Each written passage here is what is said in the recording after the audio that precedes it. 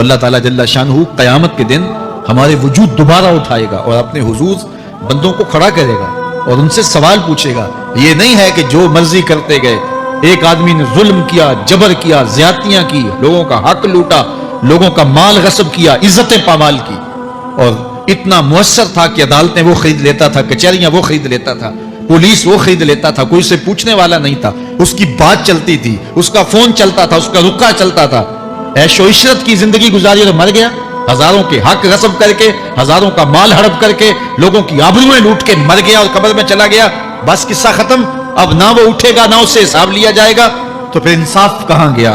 ایک عدالت ایسی ہونی چاہیے کہ جس عدالت میں اس کو بھی پکڑا جائے اور ٹکٹکی پہ باندھا جائے کہ دنیا پر تو کسی نے تجھے پکڑا نہیں، آ اس عدالت میں تیرے خلاف سلطانی گواہ بھی موجود ہیں اور تجھے گناہوں کا، جرم کا بدلہ بھی دیا جائے گا، اور منصف جو ہے وہ انصاف کرے اور ان مظلوموں کو کھڑا کیا جائے کہ دنیا پر تو تمہاری داد رسی کسی نے کی، اس دربار میں تمہاری پوری پوری داد رسی کی جائے گی.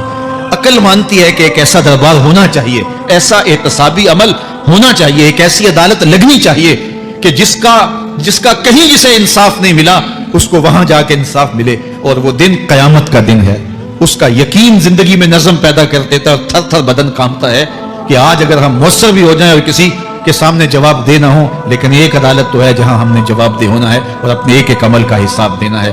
تو اللہ ارشاد فرماتا ہے کہ اس عدالت کے سامنے تم نے پیش ہونا ہے. تمہارے جوڑ جوڑ کو اللہ تعالیٰ دوبارہ کھڑا کرے گا اور اس کو دوبارہ تخلیق کرے گا اور پیدا کرے گا، اور تم دوبارہ کھڑے ہو جاؤ گے، اس کے حضور پیش ہوگے.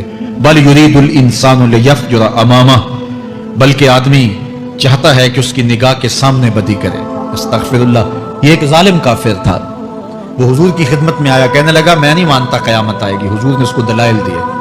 تو جب دلائل کے سامنے بے بس ہو گیا تو کہنے لگا کہ جس قیامت کی آپ بات کرتے ہیں وہ قیامت آ بھی گئی تو میں نہیں مانوں گا. اللہ اکبر. تو وہ انکار کرنے والوں کی انتہا ہوتی ہے. اور ذرا دیکھیے وہ کیا بول رہا ہے، بل یرید الانسان لیفجر امامہ. اس کی سرکشی دیکھیے، اس کا تمرد دیکھیے. وہ کہتا ہے اچھا اگر قیامت قائم ہوئی تو یہ گناہ، یہ جرم، یہ بدی، یہ بدکاریاں، یہ ظلم جو میں کرتا ہوں، یہ بدکاریاں رب کے سامنے کروں گا. کیسی ڈٹائی ہے. مذاق اڑاتا ہے، تمسخر اڑاتا ہے آخرت کا. کہتا ہے جو بدیوں کا کاروبار میں نے گرم کیا ہے، جو بدکاریاں میری زندگی کا معمول ہیں، جو دادے عیش دیتا ہوں، جو عزتوں کو پامال کرتا ہوں، جو غریبوں کے پنجے توڑتا ہوں، جو لوگوں کا حق غصب کرتا ہوں، جو برائیاں کرتا ہوں، اگر قیامت قائم بھی ہو گئی تو میں یہ سارے جرم رب کے سامنے کروں گا. پھر وہ مجھے پکڑ کے دکھائے. اللہ اکبر. یسأل ایان یوم القیامہ. پھر پوچھتا ہے اچھا قیامت کب آئے گی. یہ تمسخر کے طور پہ پوچھتا ہے. لاؤ نا قیامت کب آئے گی، قیامت میں جرم رب کے سامنے کرنا چاہتا ہوں. اللہ اکبر. اب جواب سنیے.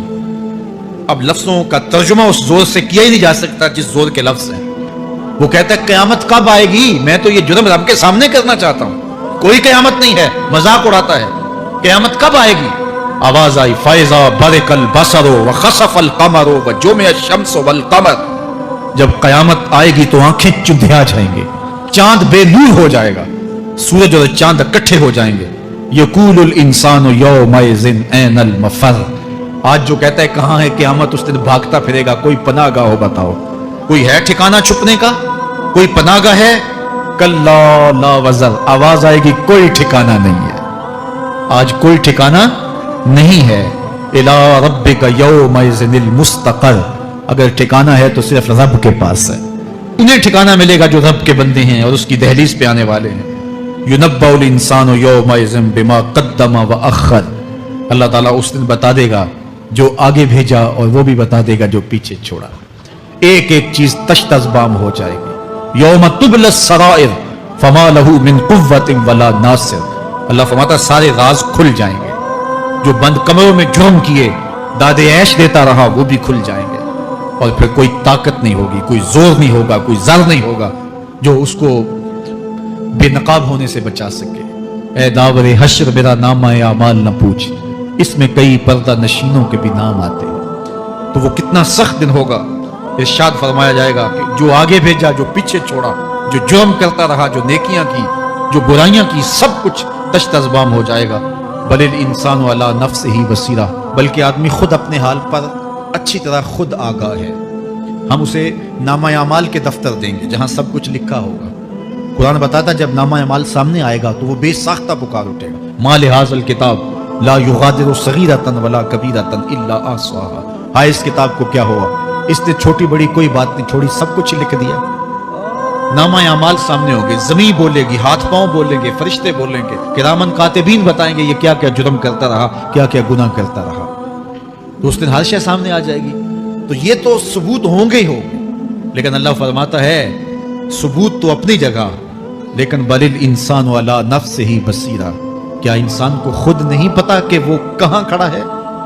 اس کو اپنے جرائم کی فہرست خود یاد ہے، اس کے ضمیر پہ خود اس کا بوجھ موجود ہے، اسے یہ نامہ اعمال نہ بتاتے، فرشتے نہ بتاتے، پھر بھی اسے پتا تھا کہ میں کیا ہوں اور کہاں میں نے جرم کیا ہے۔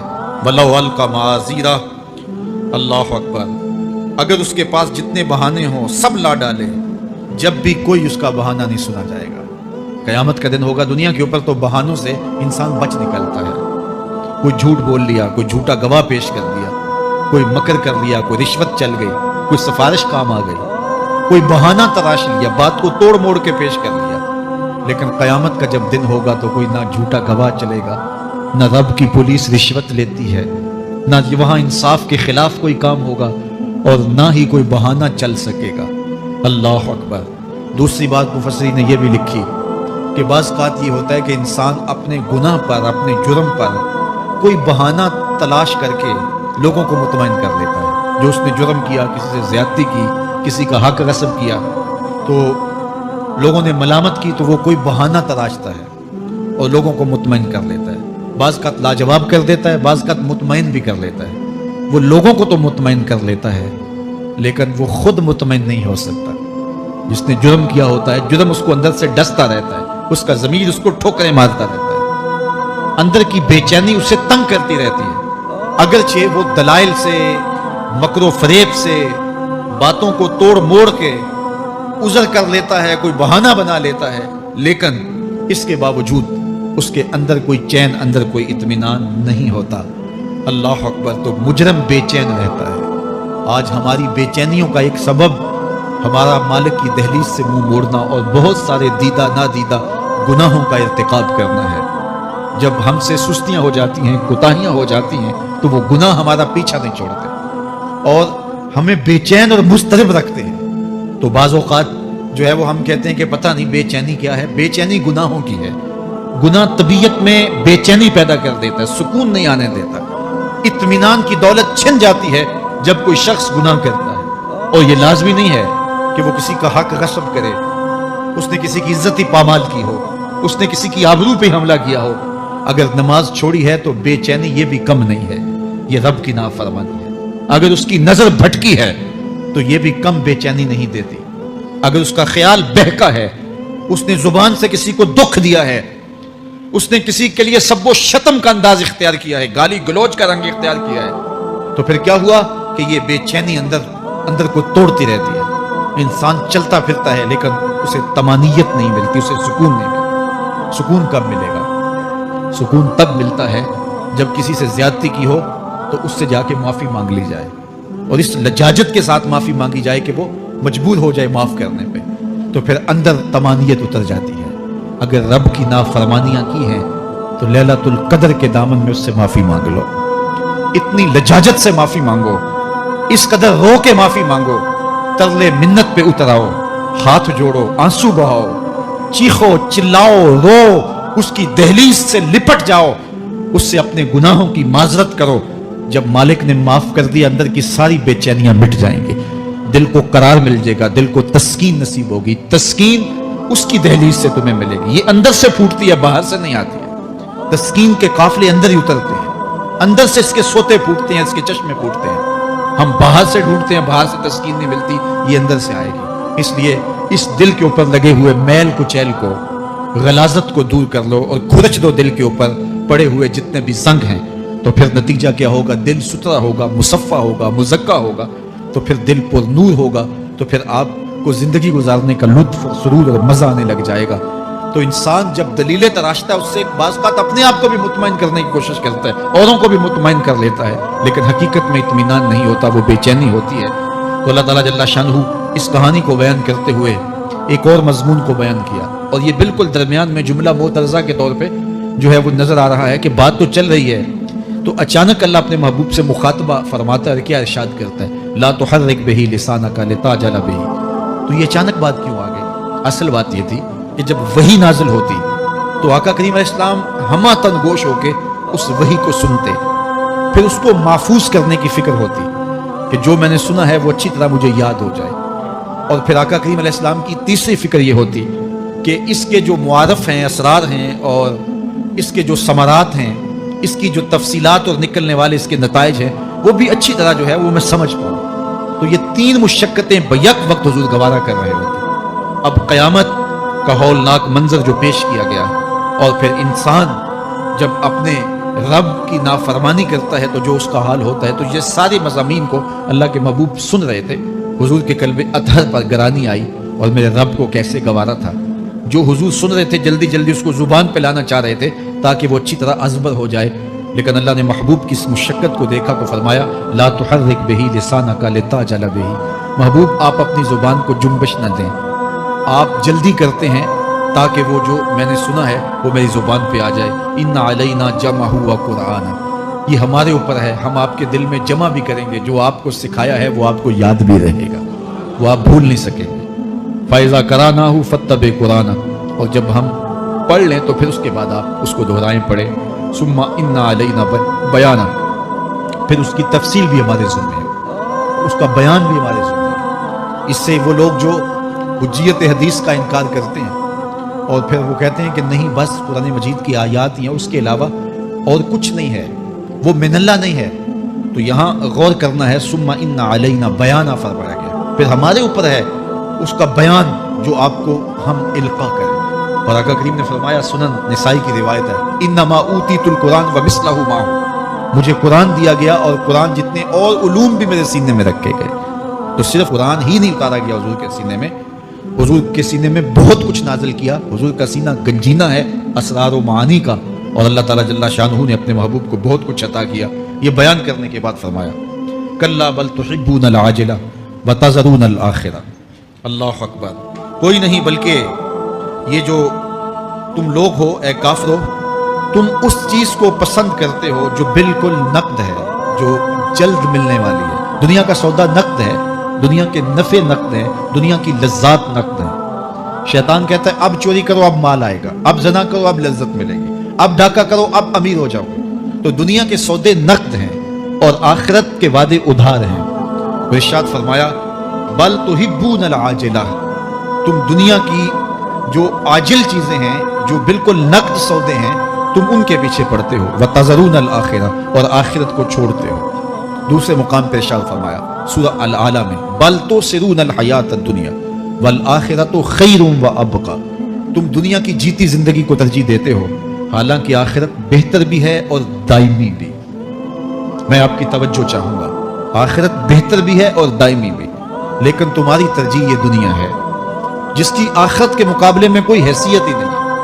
حضور نے ارشاد فرمایا اگر کسی کو جنت میں ایک کوڑا رکھنے کی جگہ مل جائے، ایک ڈنڈا رکھنے کی جگہ مل جائے، دنیا و ما فیہا کی دولتوں سے وہ زیادہ قیمتی ہے.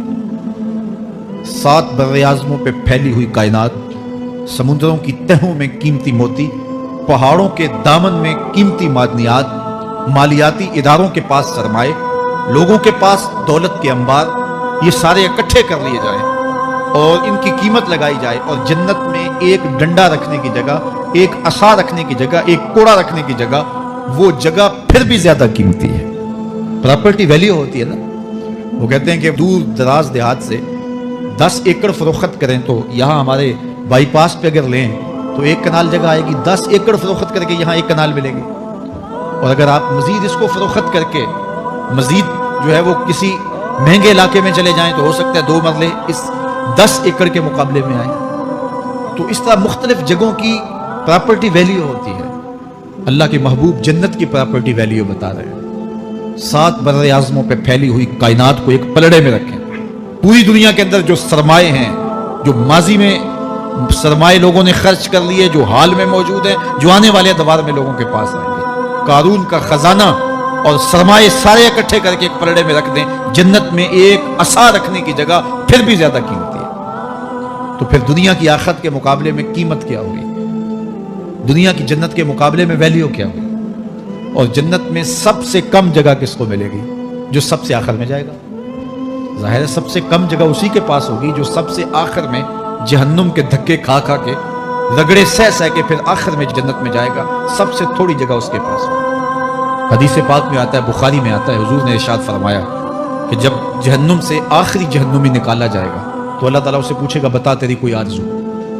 تو وہ کہے گا مالک یہ آرزو ہے، یہ آرزو ہے، مختلف آرزویں بتائے گا۔ اللہ فرمائے گا لکا ما تمنیت، جو تو نے آرزو کی جا جا تجھے میں نے عطا کر دی، اب جنت میں چلا جا۔ تو اس کی تو توقع یہ ہوگی کہ سایہ دیوار جنت میں جگہ مل جائے تو غنیمت ہے، اور اگر جنت کے اندر جاؤں تو کوئی جھونپڑا مل جائے 2 منزلے کا تو وہ بھی کافی ہے۔